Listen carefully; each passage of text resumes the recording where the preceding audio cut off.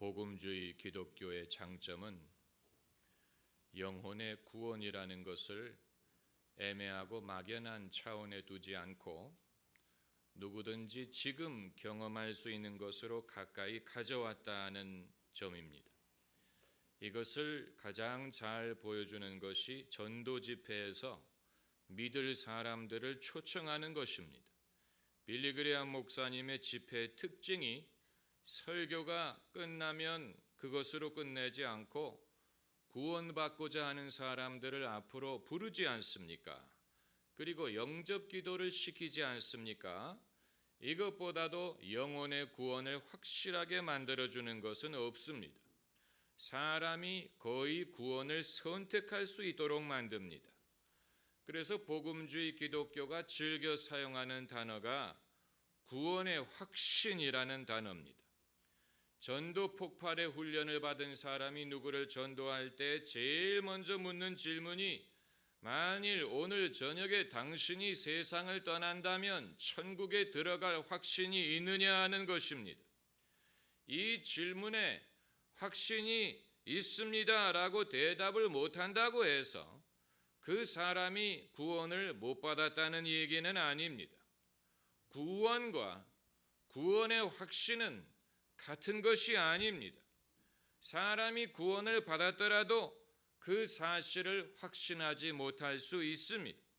자신의 구원을 확신해야만이 그 사람이 구원을 받은 것은 아닙니다. 다만 확신이 없는 구원은 불안한 구원이고 그리고 자기 손에 정말로 구원을 받았다면 그 사실을 아는 것이 낫지 않겠습니까? 그러므로 복음주의는 성경 공부를 통하여 사람이 구원받았다는 사실을 확신할 수 있도록 도와주는 것입니다. 이것이 복음주의 기독교의 장점입니다. 그런데 사람이 자신의 구원의 여부를 확신할 수는 있지만 자기가 얼마나 잘 믿는가 하는 것을 스스로 평가할 수는 없습니다. 오늘 본문에 빗대어 말하면 사람이 자기가 옥토라는 사실을 스스로 깨달을 수 없다는 얘기입니다.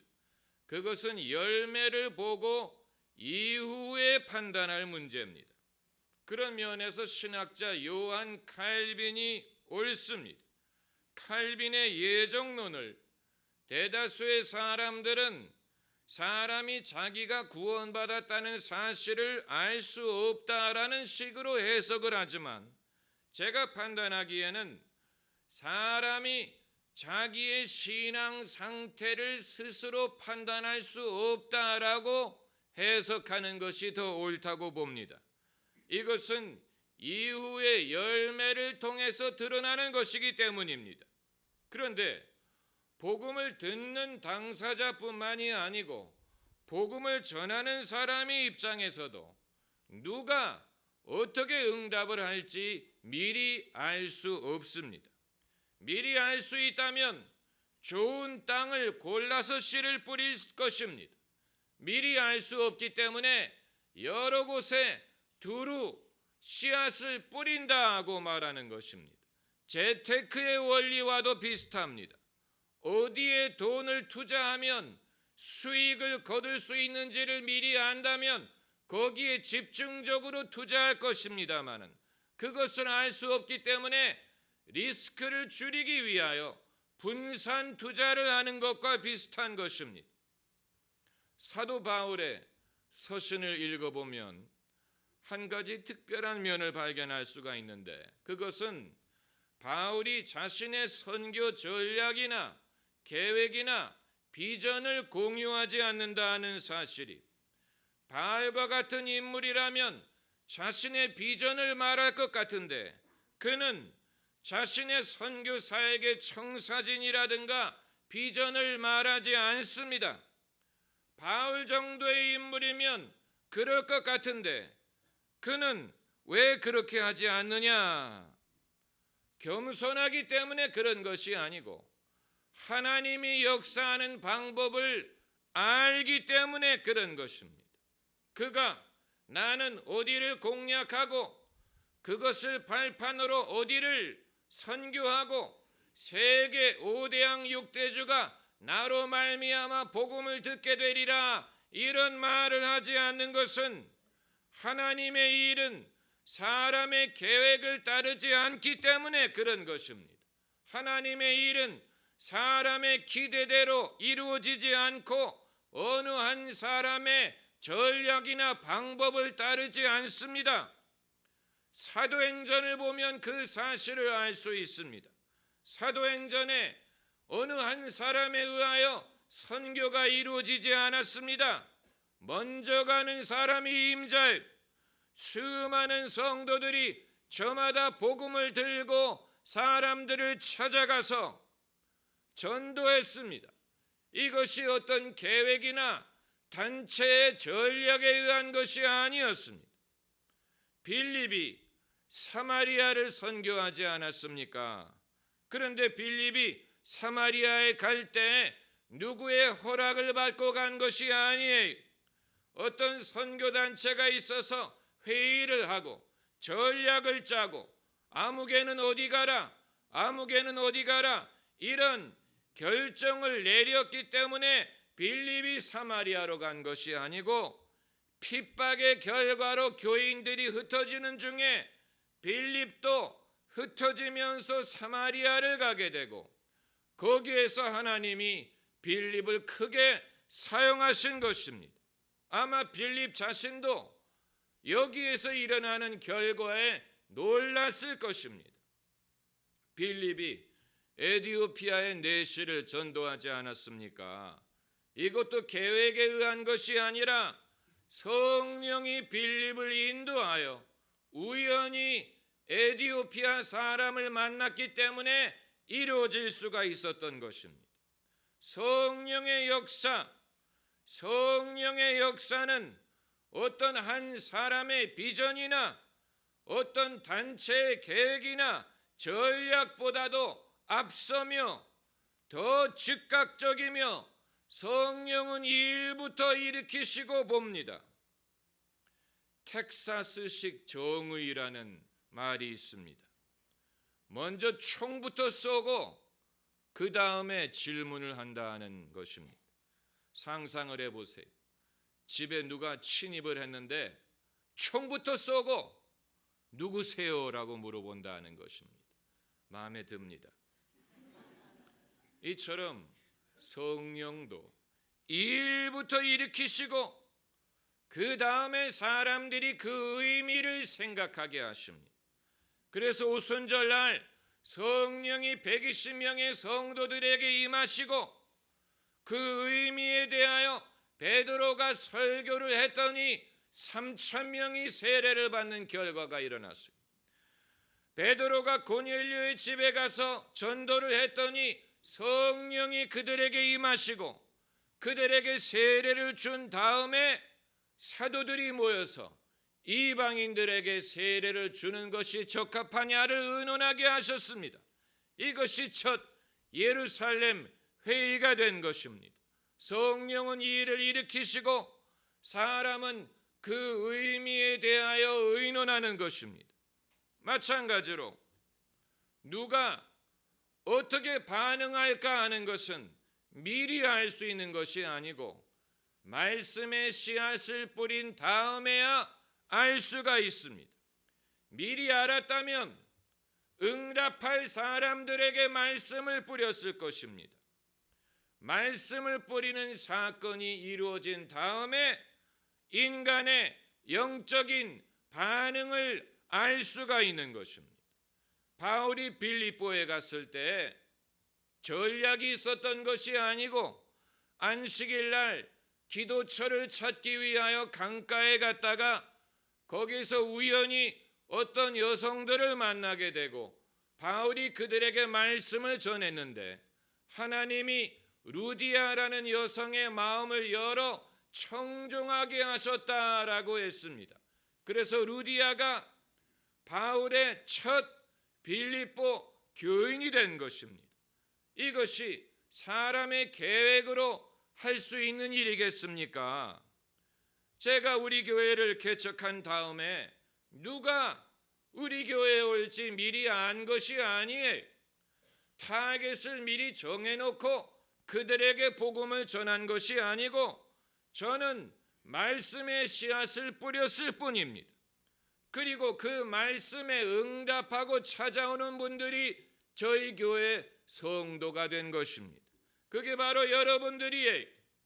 어떤 사람들은 기쁜 소식 교회 성도들은 이런 사람들이다, 이런 스타일이다, 이런 식으로 말하기를 좋아하는데 마치 사람의 의도에 의해서 그렇게 이루어질 수 있다는 말입니까? 그렇지 않아요. 사람의 의지로는 자기 머리카락 하나도 검거나 희게 할 수 없습니다. 예수님 말씀에 아버지께서 내게로 주지 아니하시면 아무라도 내게로 올 수 없느니라고 말씀하셨어요. 그러므로 기쁜 소식 교회 성도님들은 저에게 고마운 분들이에요. 왜냐하면 하나님이 제게 보내주신 분들이고 저의 설교를 듣고 응답하신 분들이기 때문입니다. 저에게 여러분은 옥토와 같은 분들이에요. 그렇다고 여러분이 다 옥토라는 뜻은 아니에요. 착각하지 마세요. 사람 중에는 별의별 사람들이 있습니다. 세상의 일반 사람을 말하는 것이 아니고 말씀을 들은 사람들이 별의별 방법으로 응답한다는 사실이 모든 사람이 똑같이 반응하는 것이 아니에요. 그 중에는 첫째로 길가와 같은 사람들이 있다고 하셨습니다. 길가와 같은 사람은 어떤 사람들이냐? 천국 말씀을 듣고 깨닫지 못하는 사람이라고 해서 깨닫지 못한다. 요즘에 화제가 되었던 LG U+에 전화한 할머니 얘기를 들어보셨을 것입니다. LG U+입니다 라고 말하는데 할머니가 무슨 말인지 못 알아들어서 LG가 불났다고, 나중에는 목욕탕에 불났다고 전혀 알아듣지를 못합니다. 우리가 천국에 가려고 해도 기초적인 지식이 있어야 됩니다. 기초적인 지식이 있어야 깨달을 수가 있습니다. 교회가 성도들이 깨닫게 하기 위하여 최대한 쉽게 말씀을 전하려고 하지만 그럼에도 불구하고 깨닫지 못하는 사람이 있고 깨닫지 않는 사람이 있습니다. 마귀의 방해는 말씀을 중심으로 일어납니다. 말씀을 듣지 못하게 하고 말씀을 받아들이지 못하게 하는 것이 마귀의 공작이에요. 집요합니다. 그래서 오늘 본문을 보면 말씀을 듣고 깨닫지 못할 때에 악한 자가 와서 그 마음에 뿌린 것을 빼앗는다고 했습니다. 하나님의 말씀을 마음으로부터 빼앗습니다. 그러므로 말씀을 들을 때 깨달아야 마귀가 그것을 빼앗지 못하는 것입니다. 깨닫지 못하는 것이 자랑이 아니에요. 소도 비빌 언덕이 있어야 된다고 어떤 한이 있더라도 이해하고 깨닫기 위해서 노력해야 됩니다. 그리고 두 번째 부류는 흙이 얕은 돌밭이라고 했습니다. 이 사람들은 즉시 기쁨으로 받되 그 속에 뿌리가 없어서 잠시 견디다가 환난이나 핍박이 일어날 때는 곧 넘어지는 자요. 여기에 즉시라는 말이 나오고 잠시라는 말이 나오고 곧이란 말이 나옵니다. 이 사람들은 감정적으로 흥분을 하는데 그것이 오래가지 못하고 신앙은 흥분으로 감당할 수 있는 것이 아니에요. 쉽게 흥분하는 사람, 쉽게 뜨거워지는 사람은 쉽게 식습니다. 예수님의 다른 비유에도 밭에 가겠다고 먼저 말한 아들은 안 가고 안 가겠다고 말한 사람이 갔다고 하셨어요.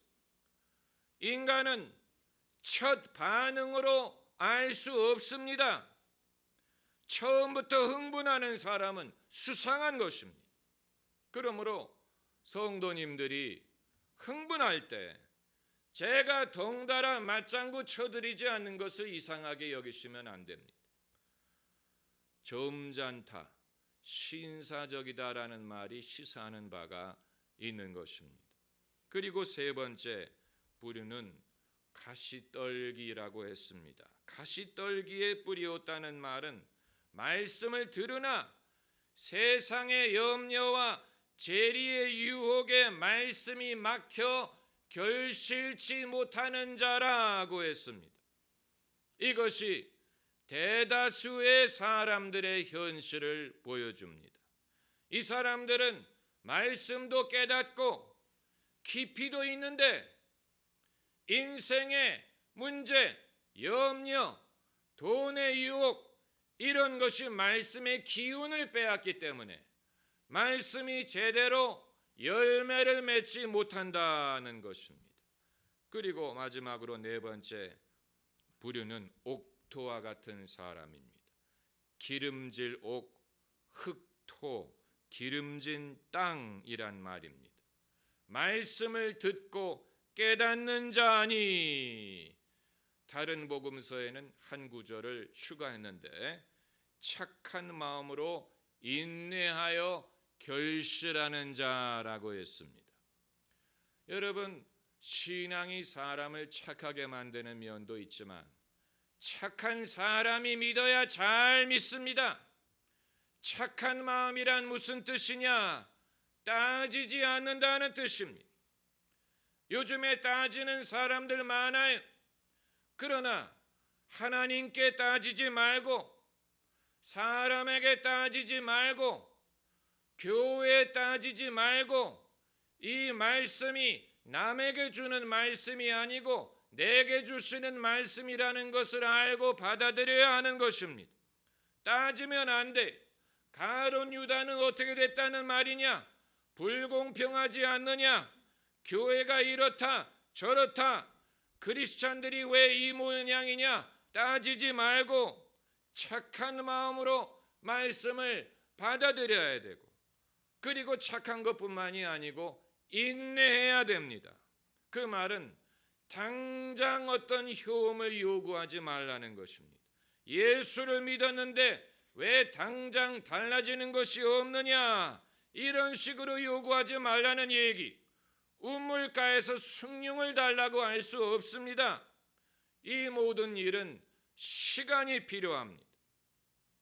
그래서 자기가 구원받았다는 것은 알 수가 있지만 자기가 옥토인지에 대해서는 스스로 알 수가 없습니다. 안다고 생각하는 사람은 두 번째 부류일 가능성이 많습니다. 감정적으로 대응하는 것입니다. 오히려 진짜 옥토인 사람은 신중하고 처음에는 주저합니다. 왜냐하면 하나님의 말씀이 무엇을 의미하는지를 알고 이것이 사람이 쉽게 넘어갈 수 있는 것이 아니라는 것을 알기 때문에 그렇습니다. 오늘 이 비유에 의하면 말씀을 들은 사람의 75%가 열매를 맺지 못했다 그랬어요. 25%만이 좋은 땅이라고 했는데 오늘날 예수 믿는 사람에 대해서 비판하는 사람들은 이 비유를 주목해야 되는 것입니다. 말씀을 들은 후에도 열매 맺는 부류가 25%에 불과하다는 사실, 75%는 이런 이유 저런 이유로 열매를 맺지 못한다는 사실을 알면 이해할 수 있습니다. 그러면 이 75%는 어떻게 하라는 말이냐? 버리라는 말이냐? 포기하라는 말이냐? 그럴 수 없지요. 이들은 하나님의 말씀을 이미 들은 사람이요, 믿고자 했던 사람들인데 이들을 버릴 수 없습니다. 그렇기 때문에 교회가 필요한 것입니다. 교회 사역이란 25%가 나머지 75%를 권면하는 것입니다. 그게 교회 사역입니다. 그것이 교회 교육, 신앙 교육, 양육, 권면, 이 모든 것이 이 75%를 권면하기 위한 것입니다. 그래서 길가와 같은 사람들이 깨달을 수 있도록 많은 성경 공부와 교육이 필요한 것이고, 흙이 얕은 사람에게 깊이를 주기 위해서, 깊이를 준다는 말은 사실 성숙을 말하는 것인데, 인간의 성숙이 신앙의 성숙을 가능하게 합니다. 인간이 성숙하지 못하면 신앙도 성숙할 수 없습니다. 사람이 인격이 자라나서 거기에 깊이가 생겨야 신앙의 뿌리도 내릴 수가 있는 것입니다. 그리고 세 번째로 가시떨기와 같은 사람들을 권면해서 세상의 유혹, 시험을 떨쳐버리고 무엇을 먹을까 마실까 염려하지 않고 먼저 하나님 나라를 구하게 하도록 애쓰는 것입니다. 여러분, 이것은 힘든 것입니다. 목회나 교회 사역이 힘든 이유가 바로 여기에 있습니다. 그리고 옥토와 같은 사람도 내버려 두면 안 됩니다. 그들이 피곤하지 않도록, 낙심하지 않도록 격려해야 될 필요가 있습니다. 여러분, 교회가 귀중한 이유가 바로 여기에 있습니다. 만일 예수님이 75%를 포기하셨다면 교회를 세우지 않았을 것입니다. 교회가 존재하는 목적은 이 75%를 건지기 위한 것이고, 25%가 피곤하지 않고 낙심하지 않고 힘을 얻어서 함께 천국에 가게 하기 위한 것입니다. 할렐루야. 기도하십시다.